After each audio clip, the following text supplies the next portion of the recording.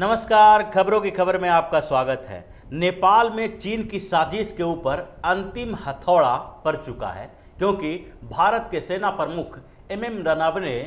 नेपाल दौरे पर जा चुके हैं और नेपाल में वो नेपाली प्रधानमंत्री केपी शर्मा ओली और वहाँ के राष्ट्रपति विद्यादेवी भंडारी के साथ भी मुलाकात करेंगे और साथ साथ नेपाल के सेना प्रमुख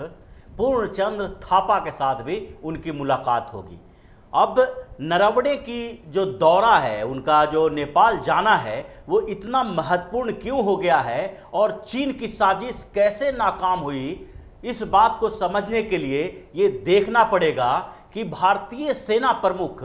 किस तरह से नेपाल और भारत के बीच के विवाद को लेकर सबसे अहम और महत्वपूर्ण भूमिका निभा रहे थे। वो ऐसे केंद्र में थे जहां से भारत और नेपाल के बीच का बॉर्डर डिस्प्यूट, जो नया एक विवाद है, सीमा पर एक विवाद पैदा हुआ, उसकी शुरुआत ही उनके कारण हुई थी। जब मानसरोवर मार्ग भारत का बन रहा था तो उस समय नेपाल ने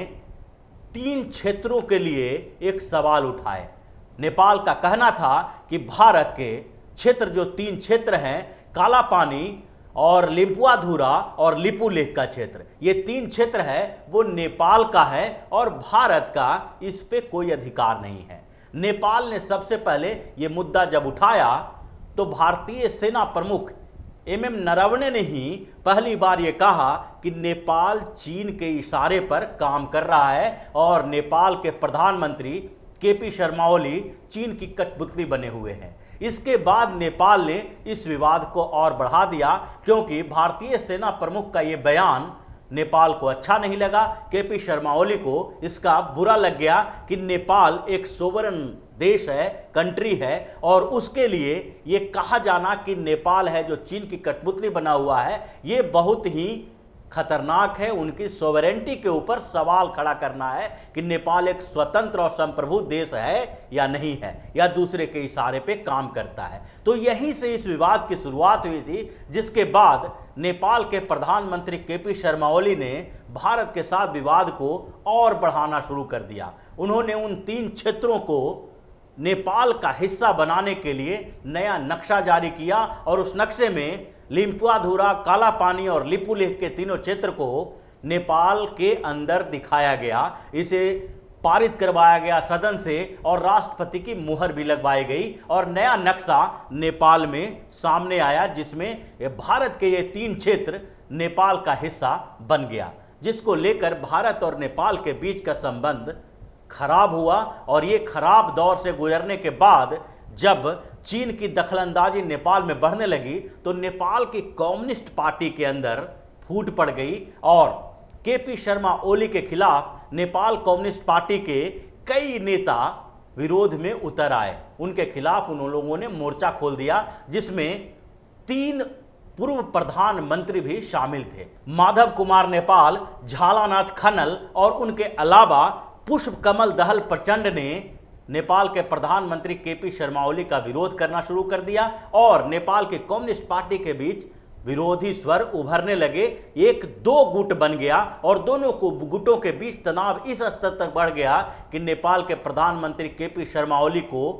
पद से हटने के लिए चेतावनी जारी की जाने लगी। वहां जो कम्युनिस्ट पार्टी की सेंट्रल कमेटी की मीटिंग बुलाई गई और ये विवाद धीरे धीरे बढ़ता गया। लेकिन जैसे ये विवाद बढ़ रहा था, दूसरी तरफ नेपाल और चीन के बीच के संबंध में भी खटास आ रहे थे और नेपाल को ये समझ में आने लगा था, केपी शर्मा ओली को भी ये समझ में आने लगा था कि नेपाल का इस्तेमाल भारत के खिलाफ करना चीन चाहता है। चीन नेपाल को एक मोहरा बनाए हुए है, जिसके कारण भारत और नेपाल के बीच का संबंध खराब हो रहा है। और उसी समय में दोनों देशों के बीच के संबंध को आगे बढ़ाने और मजबूत करने की तैयारी शुरू हुई, जिसमें नेपाल के प्रधानमंत्री केपी शर्मा ओली ने प्रधानमंत्री नरेंद्र मोदी से बात की और बातचीत के बाद दोनों देशों का संबंध पटरी पर आने लगा। और ये पटरी पर आता हुआ संबंध अब इस स्तर पर पहुंच गया है कि जिन्होंने इस विवाद की शुरुआत की थी, जो चीन के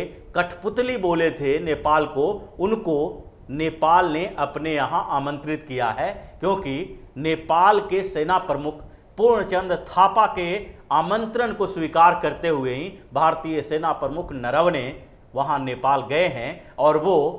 दोनों सेना प्रमुख के बीच बातचीत होगी और उसके अलावा नेपाल के प्रधानमंत्री केपी शर्मा ओली से भी वो मुलाकात करेंगे और उनके साथ राष्ट्रपति विद्यादेवी भंडारी के साथ भी मुलाकात करेंगे और ऑफिशियल तौर पर धीरे धीरे नेपाल इसको स्वीकार कर देगा कि ये जो 3 क्षेत्र काला पानी, लिम्पुआधुरा और यो जो लेपू लेक का क्षेत्र है, इन पर जो विवाद चल रहा है वो विवाद अब नहीं होना चाहिए। भारत और नेपाल को एक दूसरे के साथ खड़ा होना चाहिए और दूसरी जो परियोजनाएं हैं उसके ऊपर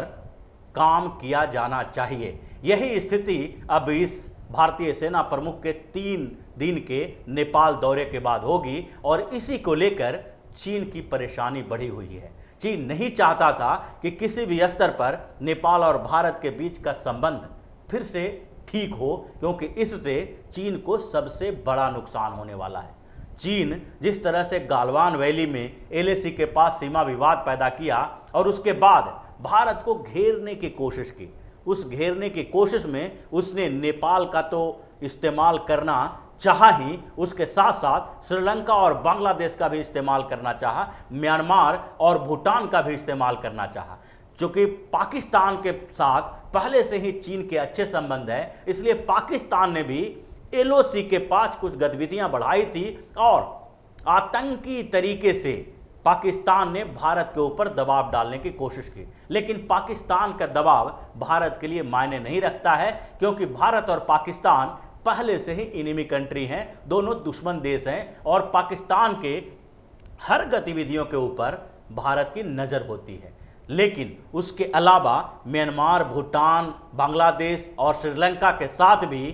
चीन चाहता था कि भारत के संबंध खराब हों। भूटान ने तो भारत के साथ अपने बेहतरीन संबंध का हवाला दिया और उसके साथ भूटान और भारत के बीच के संबंधों में दरार पैदा करने में चीन नाकाम रहा। लेकिन उसके अलावा श्रीलंका के साथ उसने कोशिश की और भारत के कूटनीतिक तरीके से जो श्रीलंका के नई सरकार गोटाबाया राजपक्षे की सरकार के साथ जो सहमति बनी, उसके कारण चीन वहां भी बैकफुट पर आ गया। श्रीलंका ने भी अपने जो पुराने चीन के साथ समझौते थे उसके ऊपर एक तरह से देश से माफी मांगी और गोटाबाया राजपक्षे ने कहा कि भारत के साथ ही संबंध बेहतर बनाया जा सकता है और विदेशों के साथ संबंध में, चाहे किसी भी देश के साथ संबंध, द्विपक्षीय जो संबंध हैं उसमें कुछ गलतियां नहीं होनी चाहिए, सबके साथ समान रूप से रखना चाहिए। लेकिन फिर भी प्रायोरिटी की जो बात होगी उसमें सबसे पहली प्राथमिकता जो होगी वो भारत की होगी। भारत और श्रीलंका के बीच के संबंध फिर से एक बार बहुत अधिक मजबूत होंगे और दोनों एक साथ मिलकर कई काम कर सकते हैं। उसके साथ साथ बांग्लादेश के साथ भी भारत के संबंध बेहतर हुए और चीन को अब एकमात्र देश बचा नेपाल, जिसके साथ वो भारत का इस्तेमाल कर सकता था। भारत के खिलाफ नेपाल का इस्तेमाल करने के लिए उसने केपी शर्मा ओली को अपना मोहरा बनाया और कम्युनिस्ट पार्टी ऑफ नेपाल और कम्युनिस्ट पार्टी ऑफ चाइना, ये दो जो कम्युनिस्ट पार्टियां हैं उन दोनों के बीच के संबंध को आधार बनाते हुए वहां पर नेपाल को अपने तरीके से चलाने की कोशिश में लग गया। चीन के ने नेपाल के कम्युनिस्ट पार्टी के साथ समझौता किया और चीन के एजेंडे को या चीन की कम्युनिस्ट पार्टी के एजेंडे को नेपाल में लागू करने की योजना बनाने लगा और इसी स्तर पर उसने भारत के साथ नेपाल का सीमा विवाद करवाया। लेकिन जैसे ही नेपाल को उसकी जानकारी हुई कि चीन नेपाल का इस्तेमाल कर रहा है और चीन के इशारों पर चलने के कारण नेपाल के ऐतिहासिक और सांस्कृतिक संबंध जो भारत के साथ हैं उसमें दरार पड़ रही है, तो केपी शर्मा ओली फिर से भारत के साथ संबंध सुधारने में लग गए और सबसे पहले पीएम मोदी से बातचीत की। उसके बाद भारत के जो नेपाल में राजदूत हैं उन्होंने नेपाल के विदेश सचिव के साथ बातचीत की। दोनों बड़े अधिकारियों के बीच जो बातचीत हुई उसमें भारत ने कुछ जो आर्थिक परियोजनाएं नेपाल में चला रहा है भारत, उसको आगे बढ़ाने की सहमति दी और फिर से आर्थिक सहायता देना शुरू कर दिया। उसके बाद नेपाल के प्रधानमंत्री केपी शर्मा ओली ने कुछ ऐसे काम किए जिससे भारत को लगने लगा कि अब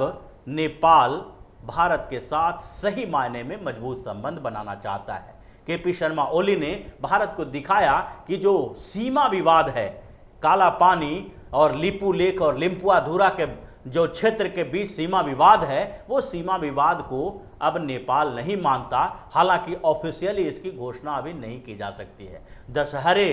के लेकर जो ग्रीटिंग्स कार्ड बटे वहां पर बनाए गए नेपाल में, उसमें नेपाल के प्रधानमंत्री केपी शर्मा ओली ने पुराना नक्शा नेपाल का लगाया। पुराना नक्शा यानी कि जिसमें ये 3 क्षेत्र जो भारत और नेपाल के बीच के विवाद का कारण बना था, वो 3 क्षेत्र को उस नक्शे में शामिल नहीं किया गया था। इससे कुछ दिन पहले ही नेपाल के प्रधानमंत्री ने एक आदेश दिया था जिसमें जो सिलेबस थे, स्कूल के टेक्स्ट बुक थे, उसमें नेपाल का नया नक्शा जो छापा गया था, उन टेक्स्ट बुक को वापस लेने की बात कही गई थी कि वो टेक्स्ट बुक जिसमें नेपाल का नया नक्शा है वो विवादित है, इसलिए उसको मार्केट से हटा लिया जाए, उसको वापस ले लिया जाए और पुराने नक्शे वाला ही टेक्स्ट बुक का इस्तेमाल किया जाए, ताकि लोगों में ये भ्रम की स्थिति ना हो कि भारत नेपाल के कुछ क्षेत्रों पर कब्जा किए हुए है। ये 2 बड़ी एक्टिविटी थी जिससे भारत ने नेपाल की तरफ हाथ बढ़ाना शुरू किया। और फिर भारत के रॉ प्रमुख जो हैं, जो रिसर्च एंड एनालिसिस विंग के प्रमुख सामंत कुमार गोयल ने नेपाल का दौरा किया। 24 घंटे तक वो नेपाल में रहे और उन्होंने केपी शर्मा ओली के साथ साथ विपक्ष के नेता शेर बहादुर देउबा के साथ मुलाकात की, पूर्व प्रधानमंत्री बाबूलाल भट्टाराई से मुलाकात की और उसके अलावा जो मधेसी समुदाय के नेता हैं महंता ठाकुर, उनके साथ भी उन्होंने मुलाकात की। इस बात की भनक जब चीन को लगी तो चीन ने अपने कुछ कम्युनिस्ट मित्रों के सहायता से इस विवाद को उठाने की कोशिश की कि रॉ प्रमुख के नेपाल के इन बड़े नेताओं और प्रधानमंत्री से मुलाकात करना नेपाल के लिए ठीक नहीं है, नेपाल की सॉवरेंटी के लिए खतरा है, नेपाल के लिए सुरक्षा दृष्टि से भी सही नहीं माना जा सकता है। नेपाल के कुछ कम्युनिस्ट नेताओं ने इस बात को उठाया, लेकिन केपी शर्मा ओली उनकी बहकावे में नहीं आए, क्योंकि वो समझ गए थे कि नेपाल का इस्तेमाल चीन अपने फायदे के लिए करना चाहता है। और रॉ प्रमुख के बाद अब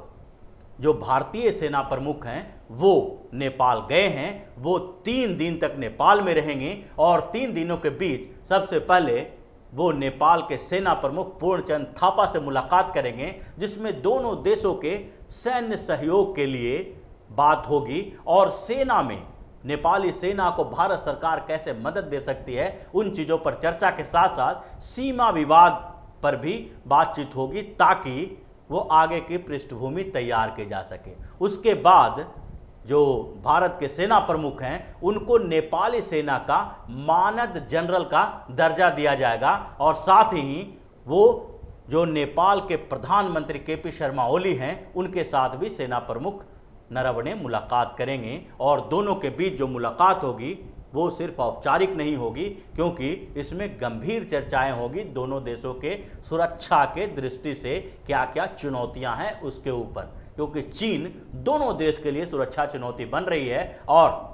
चीन के इस व्यवहार के कारण ही नेपाल में इस बात को लेकर चर्चा हो रही है कि नेपाल के अलग अलग क्षेत्रों में चीन कम से कम 150 हेक्टेयर नेपाली भूमि पर कब्जा जमाए हुए है, जिसे भी चीन से मुक्त कराना है और उस पर भी चर्चा दोनों देशों के बीच होगी। फिर